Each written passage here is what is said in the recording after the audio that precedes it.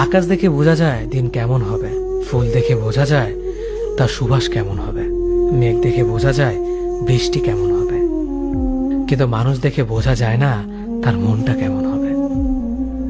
একজন মানুষকে দেখে যতটা খুশি মনে হয় তাকে ততটা খুশি ভেবো না, কারণ খুব হাসি খুশি থাকা মানুষগুলোর ভেতরে খুব চাপা কষ্ট থাকে।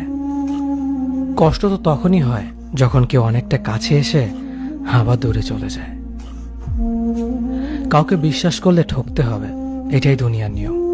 আর এটা জানার পরেও আমরা বিশ্বাস করি আর অসংখ্যবার ঠকি। মানুষ যাকে বেশি ভালোবাসে তাকে বেশি সন্দেহ করে।